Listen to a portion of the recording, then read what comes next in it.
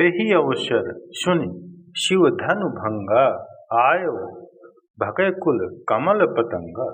श्री परशुराम भगवान का प्रवेश हुआ जनक जी के महल के नगर के रंगभूमि में। गोस्वामी जी कहते हैं कि परशुराम जी को देखने के बाद राजा लोग उसी प्रकार छिपने का स्थान ढूंढने लगे जिस प्रकार आकाश में बाज पक्षी को देखने के बाद लवा लुकाने लगती। स्वरूप बड़ा अद्भुत है, गोरा शरीर है, पूरे शरीर पर भस्म का लेपन लगा हुआ है, विशाल ललाट है, ललाट पर त्रिपुंड शोभायमान है, कमर पर मृग चर्म है, फर्शा वधा है, वक्षस्थल पर सुंदर यज्ञोपवीत है, कंधे पर भगवान श्री हरि का धनुष अजगव है। गोस्वामी जी कहते हैं क्रोध के कारण चेहरा थोड़ा लाल हो गया है। गोरा आदमी जब क्रोध में आता है तो चेहरा लाल हो जाता है, किसी का नाक लाल हो जाता है, किसी का कान लाल हो जाता है। यहाँ ऋष बस कछु अरुण घोयावा भृगुटी, ये जानते हैं भृगुटी कुटिल है, इसको भृगुटी कहते हैं। परशुराम जी की भृगुटी कैसे कुटिल है, आए हैं क्रोध में, यानी कुटिल भृगुटी है क्रोध में। गोस्वामी जी कहते हैं भृगुटी कुटिल नयन ऋष रासे, मानो नेत्र से क्रोध बरस रहा है। जिसको प्रेम से भी देख रहे हैं उसको लग रहा है कि मानो आज जीवन का अंतिम दिन है, हमारा बाबा की दृष्टि पर चढ़ गए। इस स्वरूप में परशुराम जी पहुंचे हैं तमतमा कर। अब दर्शन करिए। जितने राजा कह रहे थे राम लक्ष्मण जी को पकड़ लो, मार लो, बांध दो, श्री परशुराम जी को देखते ही सारे राजा अपना अपना धनुष पहला काम किए फेंक दिया। बाबा ये न देख ले कि हम धनुष बाण निकाल के खड़े थे, तुरंत फेंक दिया और सारे राजा कतार लगा लिए। एक कतार में खड़े होकर अब परशुराम जी के आगे जाकर पितु समेत कही कही निज नामा, पितु समेत कही कही निज नामा, पितु समेत अपने नाम बताने लगे। सारे राजा जितने राजा थे लाइन में कतार में खड़े होकर लगे करन सब दंडवत प्रणाम। मनुष्य पूर्ण रूप से प्रणाम दो ही स्थिति में करता है, या तो अतिशय श्रद्धा हो अथवा अतिशय भय हो। या तो श्रद्धा में दंडवत करता है, नहीं तो डर के मारे दंडवत करता है। यहाँ जितने राजा सब भय के मारे कतारबद्ध होकर परशुराम जी से केवल अपना नाम नहीं बताए, अपने बाबूजी का, अपने पिताजी का नाम भी बताए। हम फलाने राजा के फलाने लड़का हैं। अपन अपन नाम लेकर सभी उनको दंडवत करने लगे। दंडवत करके जाकर किनारे चुपचाप खड़े हो गए। सारे राजा, सभी जितने राजा थे, आपस में बात करने लगे। यदि हम जानते कि बाबा जी यहाँ आने वाले, हम सौगंध खाकर कहते हैं हम सपने में भी यहाँ धनुष तोड़ने के लिए ना आते, अब तो आकर फंस गए यहाँ पर। जब सारे राजा मिल लिए तब श्री जनक जी महाराज ने आकर दंडवत किया है, किशोरी मैया को बुलाकर प्रणाम कराया है। परशुराम जी ने मेरी माँ को आशीष दीन्ही सखी भरसानी, श्री परशुराम जी ने मेरी माँ को आशीर्वाद दिया है। सखियां आप प्रसन्न भई और तुरंत वहां से सीता जी को लेकर के चली गई। अब श्री विश्वामित्र जी आकर श्री परशुराम जी से मिले हैं और राम लक्ष्मण जी को बुलाकर उनको दंडवत करवाया है। यहाँ दर्शन करिए, क्रोध की अवस्था में भी परशुराम जी क्रोध में हैं। सामान्यतः क्रोध की अवस्था में आंखों पर कुछ चढ़ता बढ़ता नहीं है, लेकिन जैसे परशुराम जी की दृष्टि मेरे प्रभु के रूप पर पड़ी, परशुराम जी भगवान के रूप में ही खो गए। राम ही चितई रहे थकी लोचन, रूप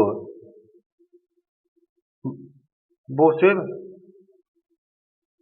उसी में खो गए, उसी में खो गए मित्रों। क्योंकि प्रभु का चित्त, प्रभु का चरित्र ही अद्भुत है। परशुराम जी तो जान गए कि पिनाक टूट गया है, लेकिन डायरेक्ट नहीं पूछे। धनुष टूट गया, डायरेक्ट नहीं पूछा कि क्या धनुष टूट गया है। जानकर भी अनजान बने और पूछते हैं जनक जी से, ये बताइए ये इतने राजा क्यों आए हैं आज यहाँ पर। उस समय नियम था, धरती पर किसी को भी क्षत्रिय सम्मेलन कराना हो तो पहले श्री परशुराम जी से उनसे परमिशन लेनी पड़ती थी, एनओसी लेनी पड़ती थी। जब तक परशुराम जी एनओसी इशू ना करें तब तक कोई क्षत्रिय सम्मेलन नहीं करा सकता था। आज दीप दीप के राजा आए हैं, इनको पता ही नहीं है। पूछा, श्री जनक जी महाराज ने सारा वृत्तांत सुना दिया। प्रभु, मेरी बिटिया के स्वयंवर में ये समस्त राजा आए हैं। शिव का पिनाक ही उस स्वयंवर के केंद्र में था और उसके भंजन के उपरांत ही मेरी बिटिया का जयमाल मेरी बिटिया ने जयमाल अर्पित किया है। ये दृश्य, यह बात सुनते परशुराम जी का क्रोध उसी प्रकार भड़का जैसे मानो किसी ने अग्नि में घी झोंक दिया। उसी प्रकार भड़का, पूरा शरीर कांपने लगा। जनक जी महाराज से परशुराम जी बोले, जनक, जनक, जड़ जनक, निकाल करके उसको बाहर करो जिसने पिनाक को तोड़ा है, नहीं तो जहां तक तुम्हारी राज्य सत्ता है वहां तक की धरती पलट दूंगा। श्री जनक जी महाराज कांपने लगे, पूरा समाज कांपने लगा। सुनैना मैया घबरा गई। ब्रह्मा जी ने बनी हुई बात बिगाड़ दी। किशोरी मैया रोने लगी। जितने राजा वहां सभा में थे सब राजा डर के मारे थर थर कांप रहे हैं। एक राजा ने बगल के राजा से अपने बोला, तुम क्या समझते थे हम धनुष तोड़ नहीं सकते थे? क्या समझते थे तुम? हमारे में बल नहीं है, हमारी दूरदर्शिता थी। हम जानते थे पहले ही कि आज धनुष टूटने के बाद ये बवाल यहाँ होने वाला है, इसलिए हम गए, केवल नाटक करके चले। हम तोड़े ही नहीं जानबूझ के, कौन आफत मोल ले। दूसरा राजा बोला, तो क्या हम बेवकूफ थे क्या? हम भी जानते थे कि बाबा जी आए। अपने बगल वाले राजा से सब इसी प्रकार की वार्ता करते हैं। हम मन ही मन अपने भगवान से कहते हैं, जय हो प्रभु, बचा लिया हमको आपने। आज हमसे यदि धनुष टूटा होता तो आज प्राण नहीं बचते हमारे। सब लोग कांप रहे हैं डर के मारे। और यहाँ गोस्वामी जी कहते हैं, सबको भय में देखकर मेरे प्रभु श्री रघुनाथ जी स्वयं आगे आए और दर्शन करिए। प्रभु की भाषा राम जी कहते हैं, नाथ शंभु धनु भंजनिहारा, नाथ शंभु धनु भंजनिहारा,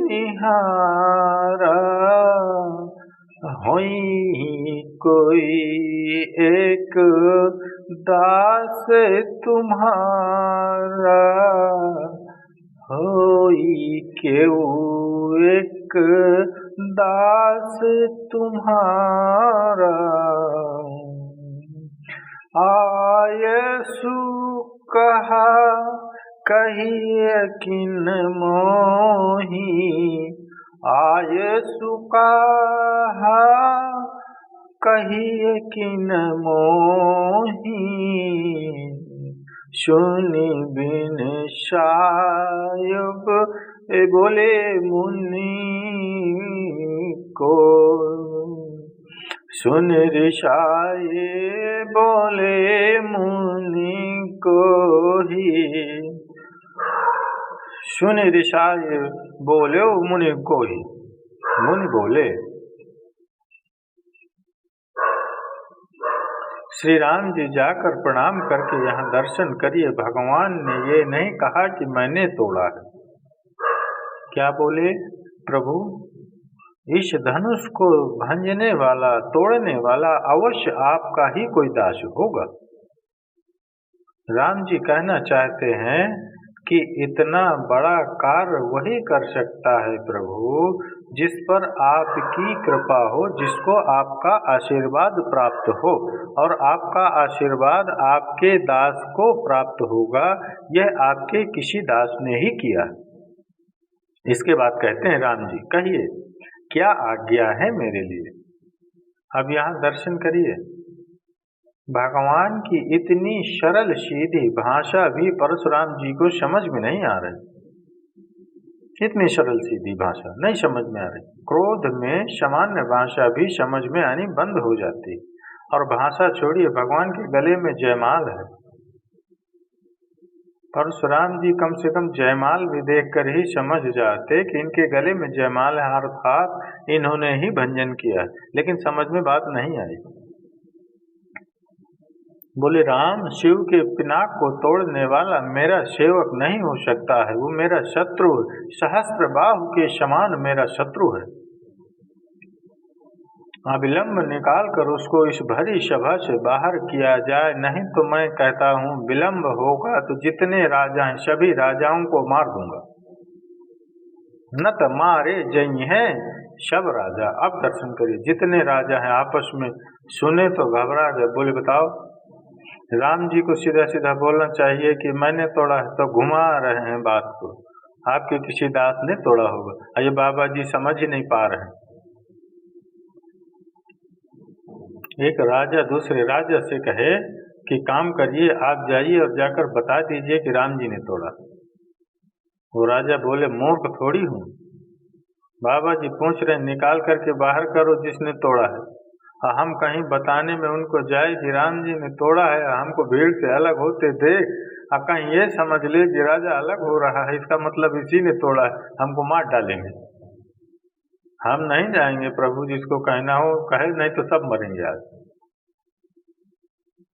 राम जी सोचे अब कैसे बताऊं इनको कि वो दास मैं ही हूँ। लक्ष्मण जी राम जी से बोले, भैया ये आपकी भाषा नहीं समझ पाएंगे, आज्ञा हो तो मैं समझाने का प्रयास करूं। लक्ष्मण जी प्रणाम करके आए और यहाँ देखिए गोस्वामी जी लक्ष्मण जी के प्रवेश में क्या कहते हैं। कल्पना करिए कोई आदमी बहुत गुस्से में हो, एकदम चेहरा तमतमा रहा हो, और उसके सामने कोई जाकर क्या होगा? कहिए क्या होगा मित्रों? परशुराम जी आवेश में हैं, लक्ष्मण जी जाकर मुस्कुराने लगे। गोस्वामी जी कहते, सुनि मुनि बचन लखन मुस्काने। बोले बाबा जी आप धनुष टूटने के बाद आए हैं ना, लेकिन ये बताइए जब हम छोटे थे तो रोज एक धनु ही तोड़ देते थे, किसी भी धनु ही के टूटने पर आप नहीं आए। आप बताइए, यही धनु पर ममता के ही कारण सुनि ऋषाय बोले कहाँ भृगुकुल के हो।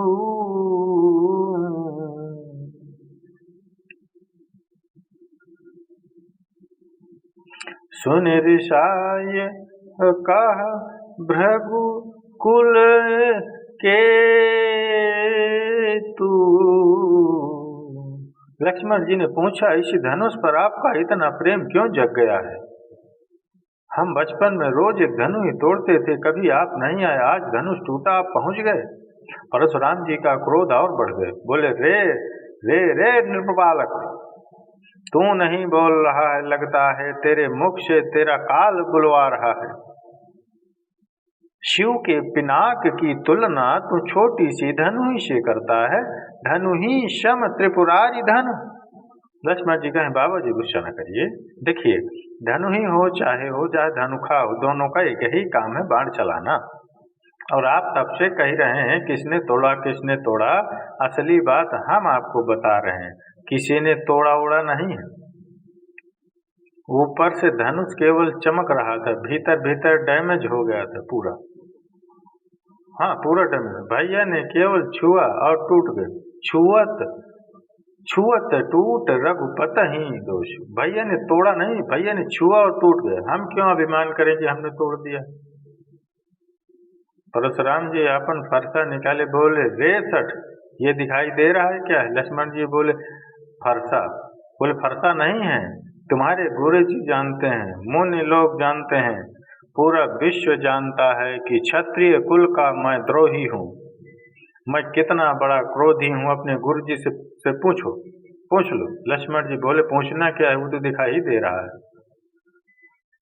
पूछना क्या? परशुराम जी बोले हंसो मत, 21 बार धरती को क्षत्रिय विहीन किया हूँ, 21 बार। बालक तुम हो इसलिए तुमको छोड़ के रखा हूँ अब तक, नहीं तो अब तक मार दिया होता। लक्ष्मण जी बोले मैं बहुत भाग्यशाली हूँ, मैं बहुत भाग्यशाली हूँ। परशुराम जी बोले अचानक तुम भाग्यशाली की बात क्यों करने लगे? लक्ष्मण बोले पहली बार जीवन में ऐसा वीर का दर्शन हुआ है जो अपनी प्रशंसा अपने मुख से करता है। सबकी प्रशंसा दुनिया करती है, आप अपनी प्रशंसा स्वयं करते हैं। लेकिन हम एक बात बताएं आपको, ये फरसा नीचे रखिए। हम कोई कुम्हड़े की बतिया नहीं है जो तर्जनी देख के डर जाएंगे। आपके पास फरसा है तो हमारे पास भी धनुष बाण है, लेकिन आप कितनों फरसा भांजिएगा, हम अपना धनुष बाण नहीं निकालेंगे। क्यों? हम रघुवंशी हैं और रघुवंशी गौ पर और ब्राह्मण पर प्रहार नहीं करते हैं, ये हमारी मर्यादा है। हम आपसे लड़ेंगे नहीं। परशुराम जी बोले क्षत्रिय होकर क्यों नहीं लड़ोगे? लक्ष्मण जी बोले आप ब्राह्मण हैं, सोचिए यदि युद्ध में आपको हम मार दिए, क्या बोले? मान लीजिए कि हमने आपको युद्ध में मार दिया, तो ब्रह्म हत्या का पाप लगेगा। और युद्ध में यदि आपसे हार गए तो रघुवंशी होकर युद्ध में हार जाना, ये मेरे कुल पर कलंक लग जाएगा। जीतूंगा तो ब्रह्म हत्या का पाप, हारूंगा तो कुल में कलंक। कहिए नुकसान आपका है कि हमारा? इसलिए हम आपसे लड़ेंगे नहीं। परशुराम जी ने विश्वामित्र जी से कहा तुम्हारा चेला ये जो है ना, ये ऊपर से जितना गोरा है भीतर से उतना ही काला दिखाई दे रहा है, मीठा नहीं बोलता है। राम जी बोले मुनिवर, बुद्धिमान लोग बच्चों की बात पर ध्यान नहीं दिया करते हैं। लक्ष्मण तो अभी दूध मुहा बच्चा है, इनके दूध के दांत भी नहीं गिरे हैं अभी। तब तक लक्ष्मण जी ने कह दिया इतना ही प्रेम है तो खंड पड़ा है, बुला के किसी को जुड़वा लीजिए। अरे बोले देखो फिर बोला है ये, फिर बोला। राम जी किसी तरह परशुराम जी को शांत करते हैं, तब तक लक्ष्मण जी बीच में कोई फुलझड़ी छोड़ देते हैं, फिर से भड़क जाते हैं। और मजे की बात देखिए, परशुराम जी लक्ष्मण जी का क्रोध राम जी पर निकालते हैं। राम जी कहे मुनिवर आप जो कर रहे हैं ये उचित नहीं हो रहा है। गुनह लखन कर हम पर रोसु, कतहु सुधायऊ ते बड़ दोसु। प्रभु ने कहा मुनिवर अपराध लक्ष्मण कर रहे हैं और आप क्रोध मेरे पर कर रहे हैं, क्योंकि मैं सीधा हूं। इसीलिए यह राम जी ने बड़ी अद्भुत सूत्र दिया है। भगवान कहते हैं परशुराम जी से मुनिवर कभी कभी बहुत सीधा हो जाना भी जीवन का दुर्गुण हो जाता है। ये कथा कहती है कि सीधा होना चाहिए, लेकिन इतना भी सीधा नहीं होना चाहिए कि लोग आपकी सज्जनता का दुरुपयोग करने लगे। पूज्य बापू कहते थे ना कि कोई गाल पर एक गल थप्पड़ मारे तो दूसरा गाल दे दो। ये बात उस समय की थी, आज ये लागू नहीं होता है। आज यदि दूसरा गाल दीजिएगा तो लोग इतना थप्पड़ मार देंगे कि दोनों गाल लाल हो जाएगा। सीधा होइए, लेकिन उतना भी सीधा ना होइए कि लोग आपको दुरुपयोग करें। अरे डसना मना है, डसना नहीं चाहिए, लेकिन फुफकारना मना नहीं। फुफकार रहिए कि सामने वाले में भय बना रहे, डसना नहीं है साहब। राम जी ने कहा, मुनिवर तब से मैं आपकी बात सुन रहा हूँ, लेकिन मैं अब कहता हूँ मेरा अपराध जितना बड़ा नहीं उतना बड़ा आपका क्रोध हो गया है। आप कहते हैं किसने तोड़ा, मैं कहता हूँ किसी ने तोड़ा नहीं, पुराना था, छूने से टूट गया। और युद्ध की बात आप करते हैं तो मेरी बात सुनिए, हम रघुवंशी हैं। मैं स्वभाव बता रहा हूँ, प्रशंसा नहीं कर रहा हूँ। रघुवंशी युद्ध में काल भी सामने खड़ा हो जाता है तो हम डरते नहीं, हम काल से भी युद्ध करते हैं। परंतु काल से युद्ध करने वाला भी राम आज परशुराम से युद्ध नहीं करेगा, क्योंकि आप ब्राह्मण हैं, और जो ब्राह्मण में निष्ठा बनाकर रखता है वह पूरे संसार में निर्भय होकर रहता है। इस रहस्य को मैं जानता हूँ। जैसे भगवान ने ये बात कही, परशुराम जी की मति हिल गई। ब्राह्मण में इतनी निष्ठा, भगवान को छोड़कर दूसरा कोई नहीं हो सकता। ये पता कैसे चलेगा कि ये भगवान है? दर्शन करें, भगवान श्री हरि का धनुष अजगौ परशुराम जी के पास है। उस समय धरती पर मुख्य रूप से 3 धनुष थे। कितने धनुष थे? 3 धनुष। मुख्य रूप से 3 धनुष थे। नाम आपको मालूम होगा। पहला धनुष राम जी का क्या नाम है मित्रों? है कुछ? शारंग। क्या नाम है? शारंग। दूसरा धनुष भगवान शंकर का, जिसका नाम है पिनाक। और तीसरा धनुष है भगवान श्री हरि का, जिसका नाम है अजगव। पिनाक टूट गया, शारंग राम जी के पास है, और अजगव परशुराम जी की लेकर घूम रहे हैं। धनुष की जो डोरी होती है प्रत्यंचा, वो एक छोर पर बंधी रहती है और पूरी डोरी धनुष में लिपटी रहती है। धनुष का जो स्वामी होता है, युद्ध के समय धनुष को झुकाकर और उस डोरी को चढ़ाता है। परशुराम जी सोचे, यदि ये भगवान होंगे तो इस अजगव के धनुष पर प्रत्यंचा चढ़ा देंगे। भगवान को छोड़कर दूसरा कोई यह प्रत्यंचा चढ़ा नहीं सकता। परशुराम जी ने कहा, राम ये रमापति का धनुष है, लीजिए, खींचिए, डोरी चढ़ाइए और मेरे संशय को समाप्त करिए। जैसे परशुराम जी ने धनुष दिया है, बाबा कहते हैं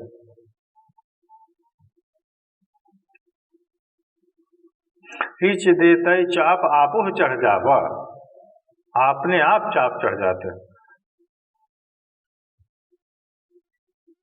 अपने आप धनुष का चाप चढ़ जाता है।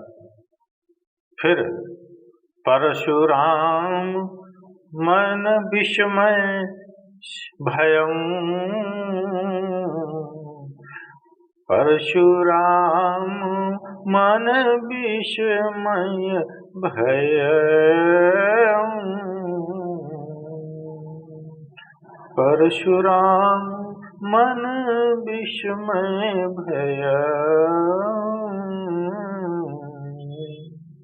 जैसे परशुराम जी ने भगवान राम के हाथ में धनुष दिया अजगव, यहाँ लिखा है मानस जी में, देत चाप आप ही चली गयूं नहीं है, देत चाप आप ही चढ़ी गयो। जैसे राम जी ने धनुष को हाथ में पकड़ा, बिना झुकाए उस धनुष की डोरी अपने आप प्रत्यंचा तन गई, धनुष पर डोरी चढ़ गई।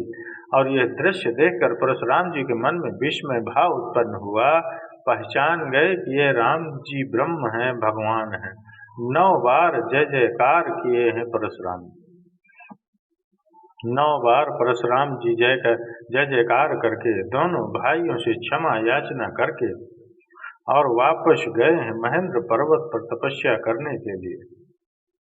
तो ये प्रसंग था धनुष भंग का प्रसंग, जो मैंने आप सभी शिव भक्तों को श्रवण कराया। मित्रों, अगर यह प्रसंग अच्छा लगा हो, इस प्रसंग के लिए एक लाइक और कमेंट्स में जय जय श्री सीताराम अवश्य लिखिए।